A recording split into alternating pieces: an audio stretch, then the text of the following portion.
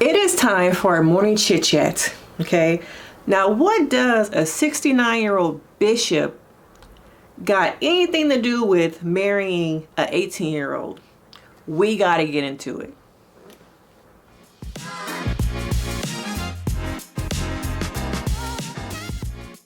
If you are new here, I am Denise Brady. I'm a licensed marriage and family therapist.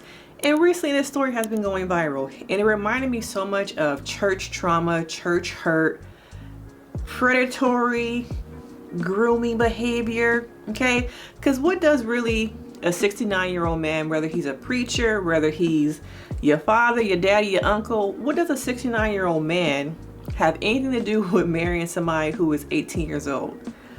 Where is your mental capacity as a woman, as a child, still at 18?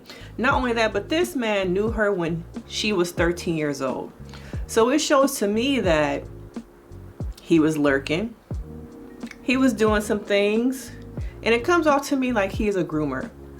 It also makes me wonder, who else has he done this to? Now, looking at this story, y'all. Let me put my cup down. Looking at this story, okay. Bishop Demetrius of the Kingdom Church. Okay. The marriage is between Bishop Dwight Reed and Jordan Reed. She took his last name, y'all. Of Christ Temple. Dwight is 63 years old. Sorry. Let me take a little bit of years off. Like it really makes a difference though. 63 years old and Jordan is 19. Like it really makes a difference. Okay. Either way, it's wrong. And it just shows you how, for a lot of people, church is supposed to be the one place where you can really feel safe, have community, have connection. But just like a lot of other places in the world, there are predators lurking, okay? And sometimes people at their weakest state, people in their most trustworthy state get taken advantage of. And now, Miss Jordan is 19 years old, okay? It just goes back to show me how do you trust people these days? And it's also making me wonder, where are her parents? Okay, how could they let this happen? But at the same time, to keep it a buck with y'all like I do, when your child's of a certain age, you can only control them so much. And in this case, she is of age. She does have the right to make her own decisions, but I wonder about the support system. I'm not blaming her parents, but the village. Okay, where is that village around her? Because a lot of people have been in this same situation. It may have not been with someone at church, but that power dynamic. Okay, when you think about church, community, connection, the village, the people up there at the pulpit, they hold a lot of power. A lot of people look up to them. A lot of people just go blindlessly into whatever people at that pulpit say. Okay, because they are the Lord, the Savior. They are sometimes the prophets. I hear that a lot. Prophet Muhammad, Prophet Jason. Oh, thank you, Prophet.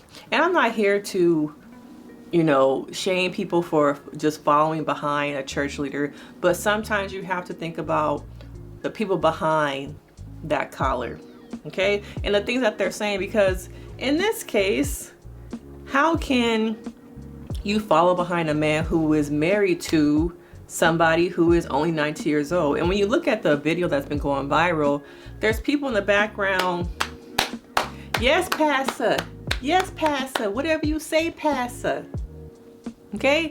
Because maybe in their eyes, God is the one who said, this is right. He should marry this woman. This is his queen.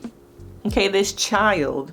I think we forget that this is a child. This is somebody's child. And when she was going to church, I wonder about the dynamics of this church. And because of things like this, has church become watered down?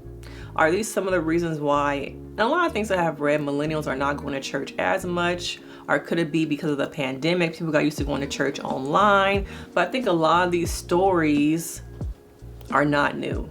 Okay, there's a lot of people who have been hurt by church, who are recovering from religious trauma. This is an example of that. And now people might not look at it the same way as people who have been physically traumatized by people in the church, who are recovering from physical and mental wounds from people in the church that took advantage of them. But it's very similar to me.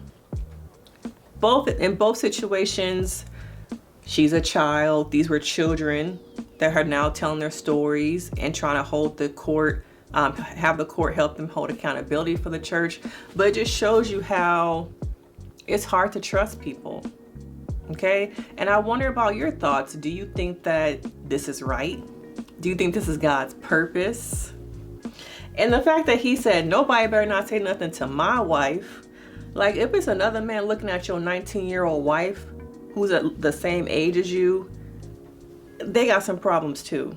And I wonder about the mental capacity of this individual, this woman, still a child to me, but she is a woman. Legally, she's a woman, but mentally, where is she? What was it that she saw in this man that said, marriage, my king, he gonna be the head and I'll be the neck? Okay, at such a young age. And did the relationship really happen when she was 18? Or did it start when she was younger? We're seeing a lot more, I think, just predatory grooming behavior. A lot more, I don't know if it's because of the media, social media, but people love to get online and share their lives, whether it's right or it's wrong. Clout is a hell of a drug. The followers, the likes, the comments, people really feed into that. And they will do the worst things and still put online. And I think it's because people love attention.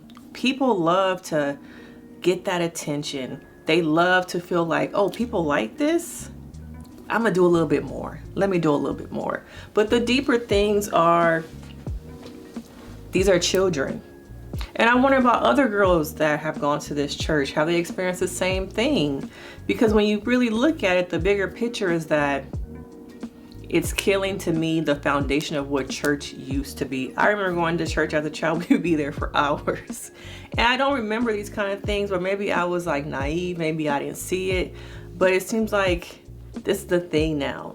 Church is about being seen, okay? Going viral, having these moments. I don't feel like it's all about the word anymore. Going there for the foundation of just support, community, developing your faith, getting strong in your faith, finding peace.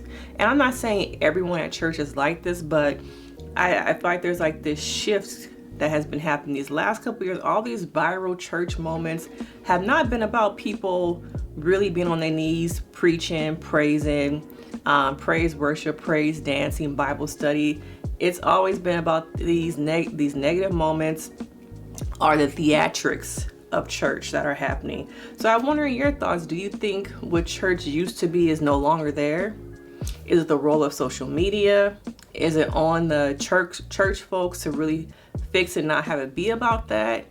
Or is it that they're just looking to get people to come into church, and so that's how they get is through viewership, going viral, all these things?